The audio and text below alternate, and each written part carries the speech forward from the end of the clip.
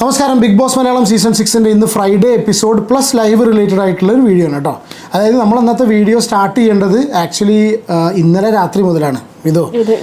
Video ഒക്കെ ചെയ്തതിന് ശേഷം രാത്രി ഇവള് കണ്ടിട്ടില്ല. ഞാൻ ഇന്നലെ കിടന്നുറങ്ങിയപ്പോൾ ഏകദേശം 3 മണി. കാരണം വെച്ചാൽ എന്നെ ജബ്രി കോംബോ വീണ്ടും പിടിച്ചിരുത്തി. ജബ്രി കോംബോയിൽ ബ്രീ ഭയങ്കര സ്ട്രോങ് ആയിരുന്നു, ജാ അത്ര സ്ട്രോങ് ആയിരുന്നില്ല. കാരണം വെച്ചാൽ ജാ ഇന്നലെ ഭയങ്കര സങ്കടത്തോടു കൂടി ജാസ്മിൻ അവിടെ സോഫയിൽ കിടക്കുകയായിരുന്നു. ഗബ്രി പോയിട്ട് സംസാരിച്ചിട്ട് ജാസ്മിൻ ഒരു രക്ഷയില്ല. കാരണം ഗബ്രി പുറകെ നിന്ന് വിടണ രക്ഷണമില്ല.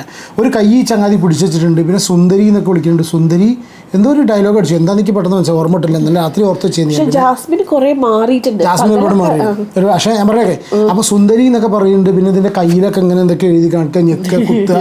പിന്നെ വേറൊരു സംഭവമുണ്ട്, ദൈവം കാണുന്നുണ്ട്. ഇനിയിപ്പോൾ എന്താ പറയുക, ഒരു മതപരമായ ക്ലാസ് എടുത്ത് കൊടുക്കുക എന്നൊക്കെ തോന്നിയിട്ട് ആദ്യം അങ്ങനെ അത് ഉറങ്ങിക്കണോ.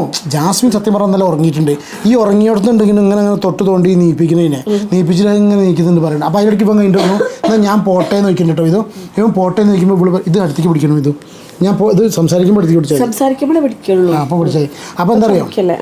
അപ്പോൾ എന്താ പറഞ്ഞു ഞാൻ, അപ്പോൾ ഇവൻ പോട്ടെ എന്ന് ചോദിച്ചു. സംഭവം എന്താ അറിയോ, ഈ ഗബ്രി ചോദിച്ചു ഇതൊക്കെ ഇത്രയും നേരം ഭയങ്കരമായിട്ട് ഇൻറ്റിമേറ്റ് എന്നുള്ള പോലെ ഗബ്രി ഇത് മുഴുവൻ സംസാരിച്ച് കഴിഞ്ഞിട്ട് ഇവൻ പറഞ്ഞു എന്നാൽ ഞാൻ പോട്ടെ, എന്നാലും നിനക്ക് പറ്റില്ലെങ്കിൽ അതിൽ ജാസ്മിൻ പറയുന്നത് പോയിക്കോന്ന്. അതിന് വിഷമായി. പക്ഷെ എന്നാലും അത് പോയില്ല. എന്നിട്ട് ഈ ബീൻ ബാഗ് കുറേ നേരം അങ്ങനെ ഇത് തൂങ്ങി. അതിനുശേഷം ആ മഞ്ഞ ബീൻ ബാഗ് അവിടെ ഇട്ട് ടൈം കയറി നിന്നിട്ട് അവിടെ അങ്ങനെ ഇരിക്കുന്നു. സത്യത്തിൽ ജാസ്മിന്റെ ഒരു സ്വഭാവം വെച്ചിട്ട് ജാസ്മിന്റെ തുടക്കത്തിലൊക്കെ നന്നായിട്ട് അത് എൻകറേജ് ചെയ്തു, അങ്ങനെ തന്നെയായിരുന്നു. പക്ഷെ ഇപ്പൊ കുറെ കാര്യങ്ങളൊക്കെ അറിഞ്ഞപ്പോ ജാസ്മിൻ അത്ര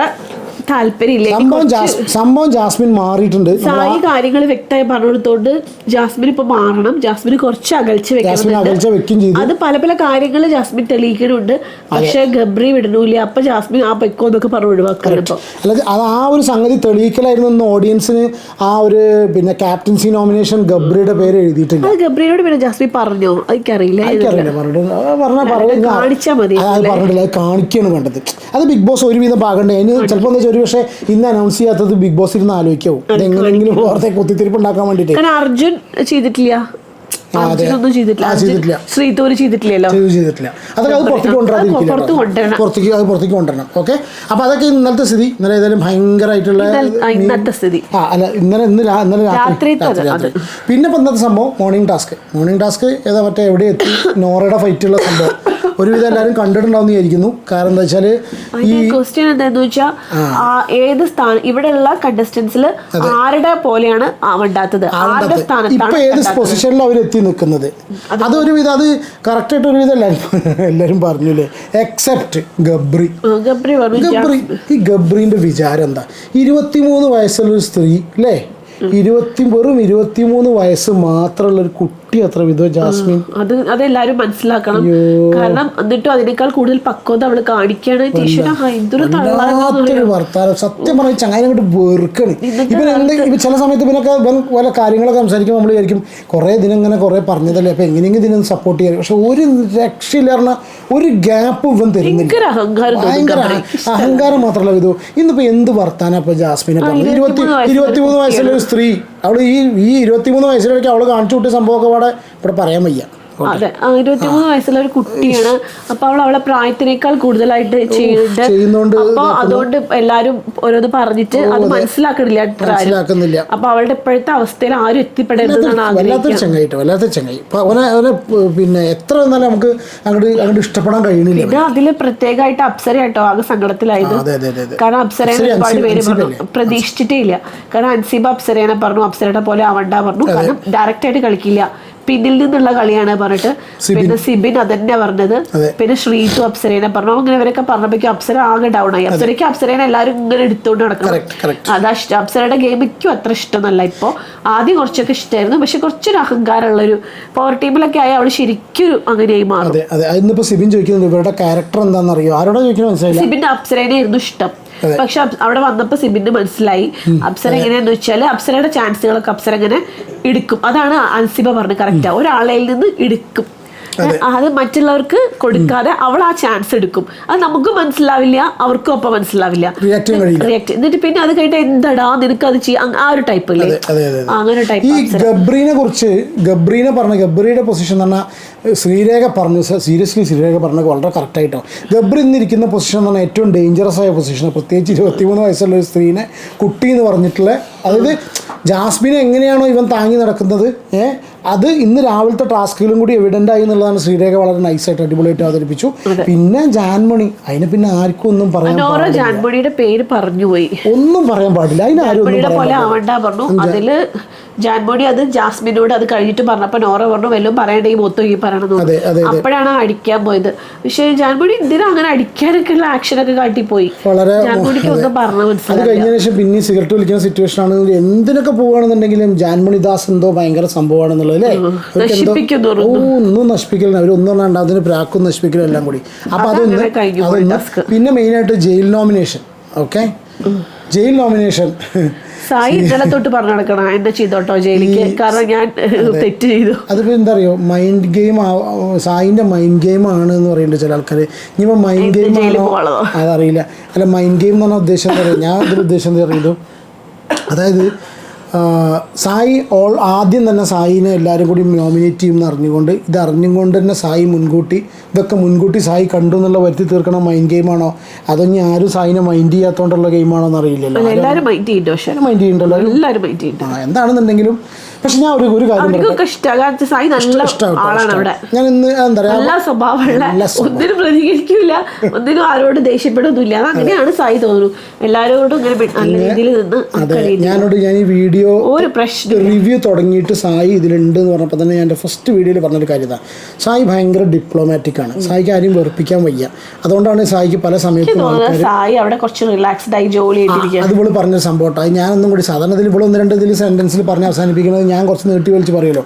സത്യം പറഞ്ഞാൽ സീക്രട്ട് ഏജന്റ് എന്ന് പറഞ്ഞ സായി 7 ലക്ഷത്തിൽ ചില്ലാനത്തേക്ക് ഉയർന്നത് അവൻ്റെ അത്രയും വലിയ ഹാർഡ് വർക്ക് തന്നെ വേണമെങ്കിൽ പറയാം. ഞങ്ങൾ ഈ വീഡിയോസൊക്കെ ചെയ്യുന്നവരുടെ ഇടയിൽ പറയട്ടോ, ഈ ചങ്ങായി രാവും പകലും കണ്ടന്റ് നോക്കി ആ കാറിൻ്റെ ഉള്ളിലിരുന്ന് അത്രയും ബുദ്ധിമുട്ടിയിട്ടാണ് ഈ ഒരു പൊസിഷനിൽ എത്തിയിട്ടുള്ളത്. അപ്പോൾ അത്യാവശ്യം നല്ല രീതിയിൽ അതിന് നല്ലോണം ബുദ്ധിമുട്ടി നയിച്ചിട്ടാണ് എത്തിക്കുന്നത്.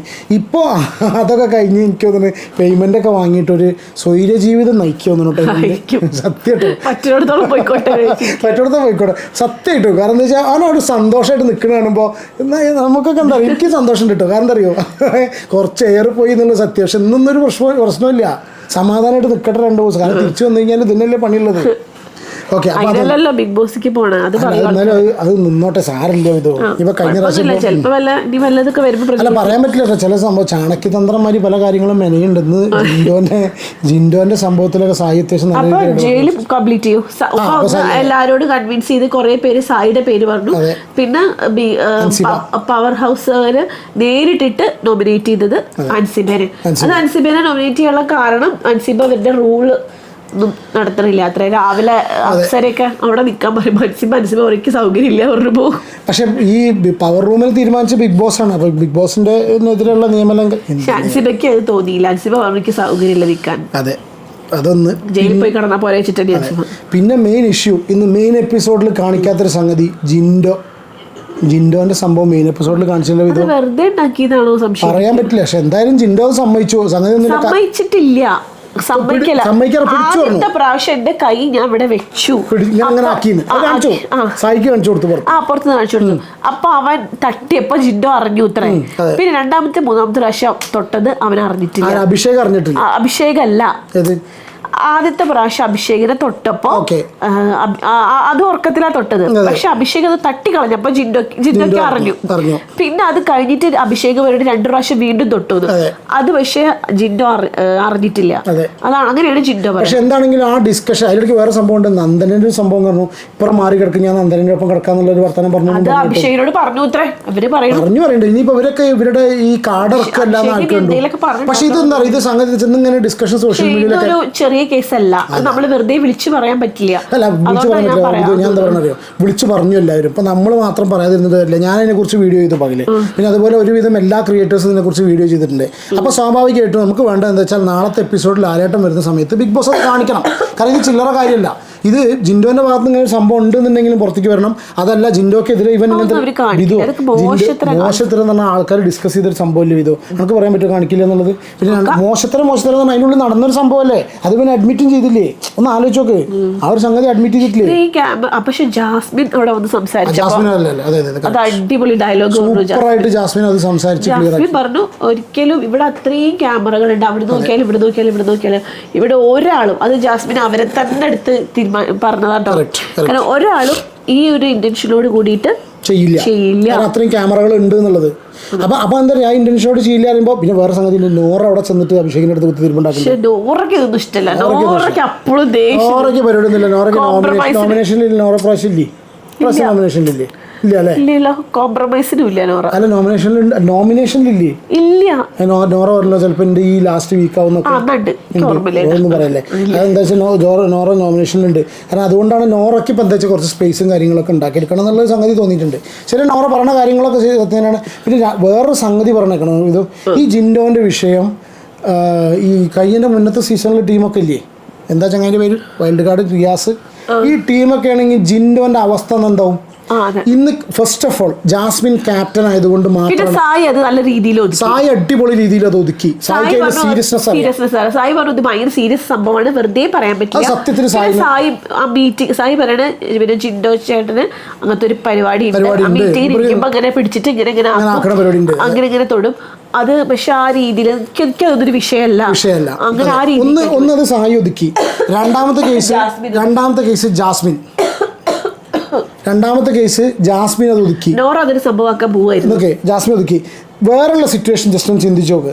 ജാസ്മിൻ ഇത് നേരെ പവർ ടീമിന്റെ അടുത്ത് പോയി ചെന്ന് പറഞ്ഞു കഴിഞ്ഞാൽ പവർ ടീം പരസ്യ വിചാരണ പോലെ ജിൻഡോനെ ചെയ്തു കഴിഞ്ഞാൽ അർജുൻ പറഞ്ഞല്ലോ അഭിഷേകിനോട്, പക്ഷെ നിനക്ക് വേണമെന്നുണ്ടെങ്കിൽ ക്യാമറയിൽ ഒറ്റയ്ക്ക് പോയി സംസാരിക്കും. നിനക്ക് അങ്ങനെ ഇത് വേണമെന്നുണ്ടെങ്കിൽ, അല്ലാണ്ട് അവിടെ ഒരു ഇഷ്യൂ ഉണ്ടാക്കിയിട്ടില്ല. വേറെയുള്ള ടീമാണെന്നുണ്ടെങ്കിൽ ഇന്ന് ജിൻഡോന്റെ അവസ്ഥ എന്താ? സംഗതി ഭയങ്കര ഇഷ്യൂ ആക്കും. അതൊക്കെ പറഞ്ഞ് കറക്റ്റ് അറിയില്ല എന്താണെങ്കിൽ ആ സ്ഥിതി. പിന്നെ രശ്മിൻ തിരിച്ചെത്തി അല്ലേ, ജാസ്മിനും സിബിനും കൂടി ഒരു ഡയലോഗ് ഉണ്ടായിരുന്നു. ഞാൻ ലൈവിലാണ് കണ്ടത്. ഇപ്പം രാത്രി ഇരുന്നിട്ട് പ്ലസ്സിൽ കാണിച്ചോളൂ അറിയില്ല, ഞാൻ പ്ലസ് കണ്ടില്ല. നമ്മൾ ലൈവിൽ രണ്ടുപേരും കൂടി ഡിബേറ്റ്, അതായത് ജാസ്മിൻ അന്ന് ആ ഒരു Q&A സെഷൻ്റെ സമയത്ത് യെസ് ഓർ നോ ക്വസ്റ്റ്യൻ ചോദിച്ചതിന് സിബിനെ ഒരു പിടിച്ചിടാനൊരു ശ്രമം നടത്തി. സിബിൻ അതിൽ വീണിട്ടില്ല. സിബിൻ വളരെ ക്ലിയറായിട്ട് ജാസ്മിനെ അവിടെ പിടിച്ചു കെട്ടി. പിന്നെ ജാസ്മിൻ നല്ല സ്ട്രോങ് കണ്ടസ്റ്റൻ്റ് ആണ്, അത് സിബിന് വളരെ ക്ലിയർ ആയിട്ട് അറിയാം. ഓക്കെ, അതുകൊണ്ടാണ് സിബിൻ ഇപ്പം തന്നെ ജാസ്മിൻ്റെ പുറകെ നല്ല രീതിയിൽ കൂടിയിട്ടുണ്ട്. ആ ഒറ്റ കാര്യം കൊണ്ട് തന്നെ എനിക്ക് അറിയാം ടോപ്പ് 5 എത്തുന്ന സമയത്ത് സിബിൻ മിക്കവാറും എയിം ചെയ്യുന്നത് ജാസ്മിനെ ആയിരിക്കും. ഒന്നത്. പിന്നെ ഇപ്പം എന്താ ഇലക്ഷൻ്റെ കേസ് എന്താണ് ഡയലോഗ് പറഞ്ഞില്ല. ഏതാ ഡയലോഗ്? ജാസ്മിനും സിബിനും എന്തോ ഡയലോഗ് പറഞ്ഞു കൂട്ടേടാ. ആദ്യം അവർ ഭയങ്കര ഡയലോഗ് പറഞ്ഞു, ഞാനും മറന്നുപോയത്. ഞാൻ അങ്ങനെ പറഞ്ഞോ? അല്ല, എന്തൊരു ഡയലോഗ് പറഞ്ഞു എനിക്കറിയില്ല, ഓർമ്മ ഉണ്ടെങ്കിൽ പിന്നെ പറയട്ടെ. പോട്ടെ. പിന്നെ എന്താ അറിയോ, ജാസ്മിന് സത്യത്തിൽ ഭയങ്കര മാറ്റം ഉണ്ട് കേട്ടോ. അത് പറയാതിരിക്കാൻ വയ്യ. കാരണം എന്താ അറിയോ, അത് ഓഡിയൻസിന് കാണിച്ച സംഭവമാണ്. മറ്റേ ചങ്ങാതിനെ നമ്മൾ പറഞ്ഞു. എന്നാലും അതെ, ജാസ്മിനോട് സിബിൻ പറഞ്ഞത് എന്തായിരുന്നു അറിയോ, പണ്ട് ഗബ്രി പവർ ടീം സമയത്ത് ഗബ്രിക്ക് എന്താ പറയാ, ഗബ്രിനോട് പറഞ്ഞു ഉത്തര നീ അതിനുള്ളിൽ ഇറങ്ങിയാല് സിബിൻ ഇത് കണ്ടിട്ടല്ലേ പോയത്, എന്നെ അതിനുള്ളിൽ കയറ്റി പറഞ്ഞു തോന്നുന്നു. സിബിന്റെ സംസാരം കേട്ട് കഴിഞ്ഞാൽ മുകേഷ് ഫിലിം ആക്ടർ മുകേഷ് സംസാരിക്കുന്ന ഒരു ടൈപ്പ് തോന്നുന്നുണ്ട്. ഭയങ്കര ശരിക്കും ബിഗ് ബോസ് ഹൗസേ മാറിപ്പോയി. വന്ന വൈൽഡ് കാർഡിൽ അടിപൊളി ഒന്ന് സിബിന് ഒന്ന് പൂജ. ഞാൻ എന്റെ പ്രൊഡിക്ഷൻ പ്രാവശ്യം സിബിൻ കേട്ടോ. അട്ടിമറി നടന്നില്ലെങ്കിൽ ഫൈനൽ 5 ജാസ്മിന് സിബിന് പിന്നെ ആരൊക്കെയാ വേറെ വരാൻ ചാൻസ്, പൂജ വരാൻ ചാൻസ് ഉണ്ട്. നമുക്കറിയില്ല, പ്രൊഡിക്ഷൻ കുറെ ഏർലി ആയിരിക്കും. പക്ഷെ അട്ടിമറി നടന്നില്ലെങ്കിൽ സിബിന് നല്ല ചാൻസ്. പക്ഷെ ചങ്ങനെ അങ്ങോട്ട് ഇഷ്ടപ്പെടാനൊന്നും നമുക്ക് കഴിയുന്നില്ല.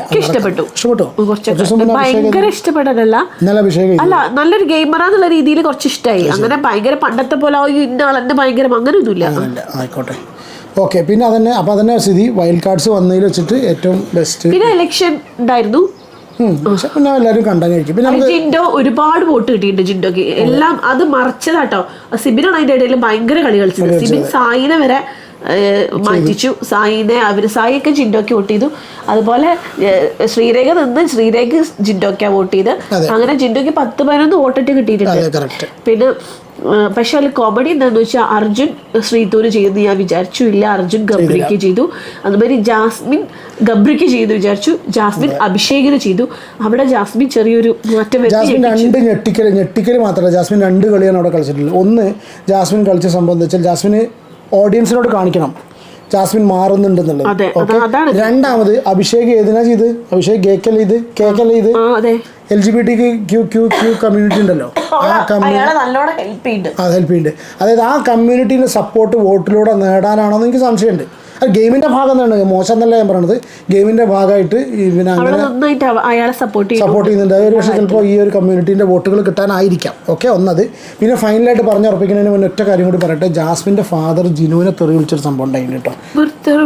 തെറി വിളിക്കാറിനാൽ ജിനു ഒരു വീഡിയോ ചെയ്തു.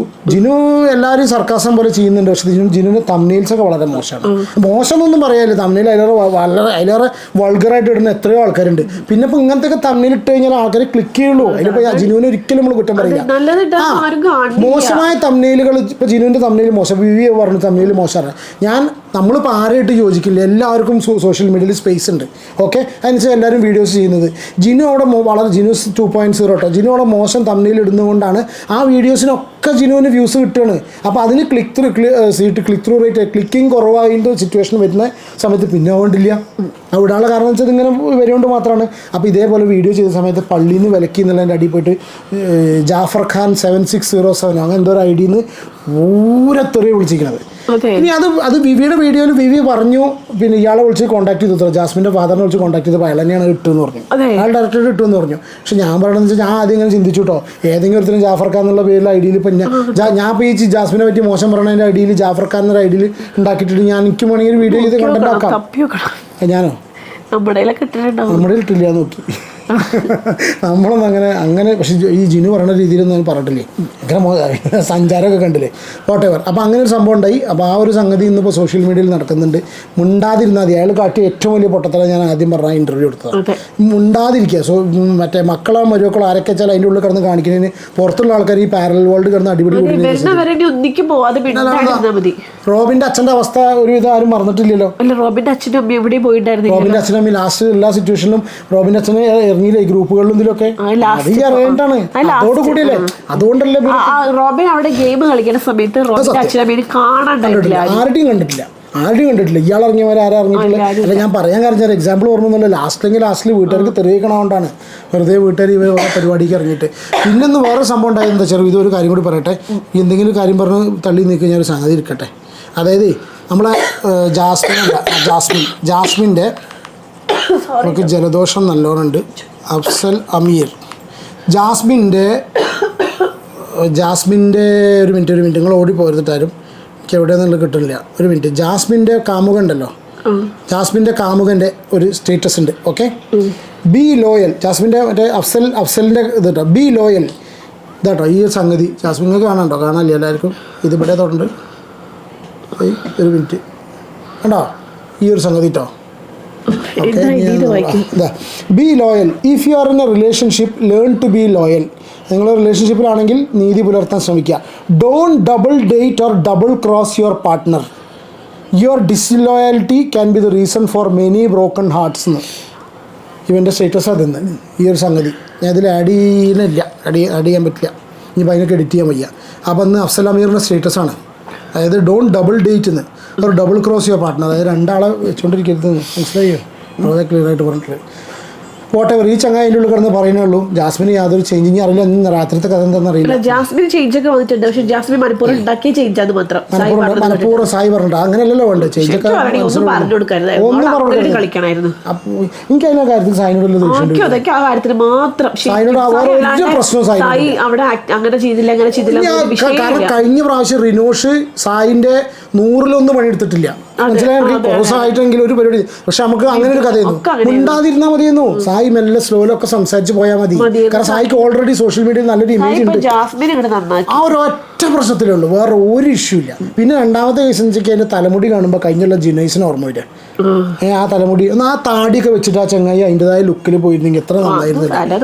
അല്ല ഇഷ്ടത്തിൻ്റെ അല്ലേ ഞാൻ റഘുവിൻ്റെ കൂട്ടത്തിൽ ഇതും കൂടി കാണിക്കുന്ന സമയത്തെ ബോഡി ഷേമിങ് അല്ല കേട്ടോ. ഓരോരുത്തരൊക്കെ നമുക്ക് തോന്നിയൊരു സംഗതി പറഞ്ഞു തന്നല്ലോ. വേറെ പ്രത്യേകിച്ച് എന്തെങ്കിലും ഇതോ. എന്നാൽ അടുത്തൊരു വീഡിയോയിൽ കാണാം കേട്ടോ. ലൈവ് പോയി കാണാൻ നോട്ടെ.